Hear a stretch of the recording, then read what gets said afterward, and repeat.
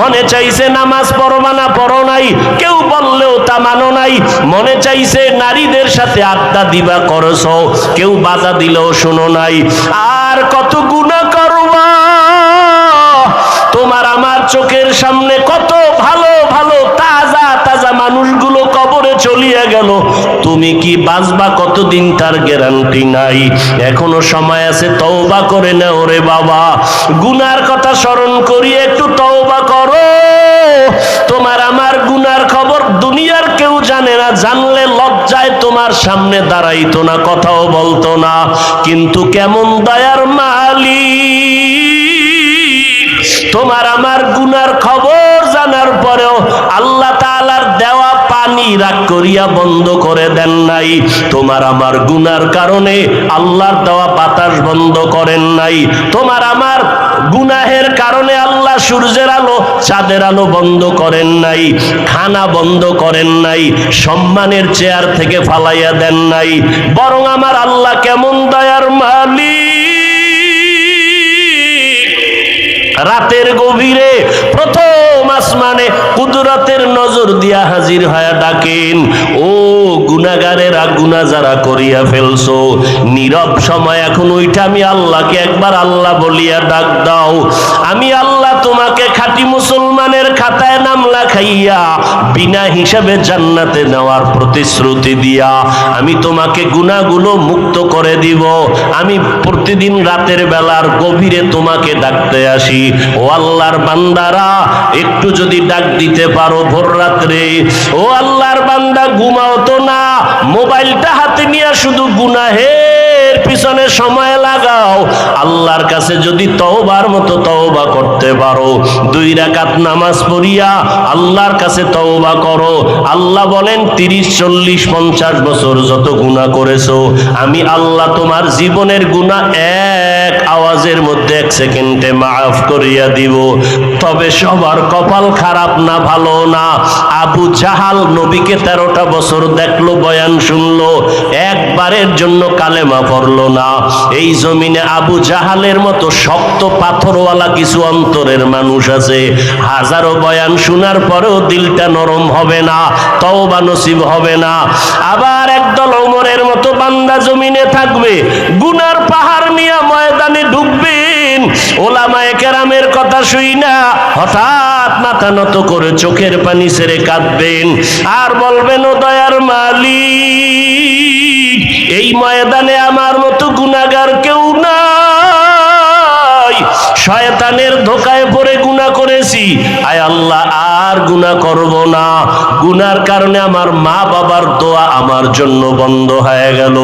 আজকে থেকে আমি তওবার নিয়ত করলাম, মরিয়া গেলে যাব, তারপরও আর নামাজ ছাড়বো না, বেপরদায় চলবো না, আর দাড়ি কাটবো না, মা বাবার সাথে বেয়াদবি করবো না, দেশের বিরুদ্ধে জাতির বিরুদ্ধে ষড়যন্ত্র করবো না। নবীর সুন্নত অনুযায়ী ওলামায়ে কেরামের পরামর্শ নিয়ে চলবো, বিরোধিতা করিয়া গুনাহের মধ্যে লিপ্ত আর হব না। এই রকম তওবা যাদের নসিব হয়ে যাবে, তাদের জীবনটা বড় ধন্য।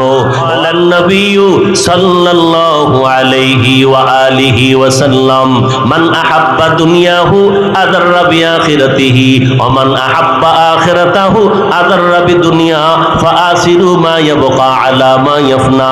পয়গম্বর বলেন, এরে উম্মতের দল, তোমরা চিরস্থায়ী আখিরাতকে বরবাদ করিয়া দুনিয়াকে যারা অন্তরে জমা দিলা, আখিরাত বিদায় করে দিলা, তোমার কপাল খারাপ। আর যারা আখিরাতের আসল বানাইয়া দুনিয়ার পিছনে ফেলছো, তোমার কপাল ভালো। নবী বলেন, ক্ষণস্থায়ী দুনিয়ার মায়া ত্যাগ করো, চিরস্থায়ী আখিরাতের মায়া অন্তরে জমা করে নাও। এরে নবীর উম্মতের দল, এজন্য আল্লাহ কোরআনের আয়াতে বলেন, আমি আল্লাহ আদর কইরা মানুষ বানাইছি, আমার কাছে প্রিয় মানুষ ছাড়া আর কোনো বস্তু নাই। আমি মানুষের এত মোহাব্বত করি, আমি আল্লাহ আসমানটা বানাইছি মানুষের খেদমতের জন্য, জমিন বানাইলাম বান্দা তোমার খেদমতের জন্য, আমি আল্লাহ তোমার খেদমতে সূর্য বানাইলাম, চাঁদের আলোর ব্যবস্থা করলাম, তোমার প্রয়োজনে পানির আয়োজন করলাম, তোমার প্রয়োজনে আমি আল্লাহ বাতাসের ব্যবস্থা করে দিলাম। ও বান্দা, এরপর শুধু দুনিয়ার শান্তি না, আমি আল্লাহ চাই তোমাকে আমার অনন্ত অসীম জান্নাতের মেহমান বানাবো। শুধু মেহমানই বানাবো না, আমি চাই তুমি যেন বিনা হিসাবে জান্নাত পাইতে পারো। এখন ওই জান্নাতটা যদি বিনা হিসাবে পাইতে চাও, জমিনে থাইকা দুইটা কর্মসূচি পালন করো। এক নাম্বার কর্মসূচি, ও বান্দা আল্লাহকে ভয় করিয়া চলো। দুই নাম্বার কর্মসূচি, মুসলমান হইয়া মরো।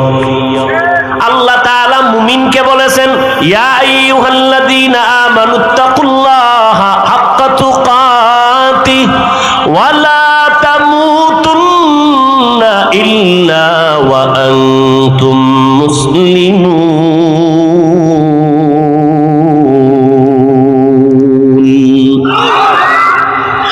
এক নাম্বার আদেশ হলো কর্মসূচি, আল্লাহকে ভয় করো, হক আদায় করে।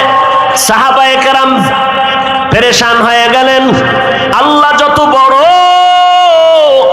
ওই পরিমাণ আল্লাহকে ভয় করা কোনো মানুষের দ্বারা সম্ভব না। নবীও চিন্তিত, আমার আল্লাহ মানুষকে চিন্তায় রাখবেন না।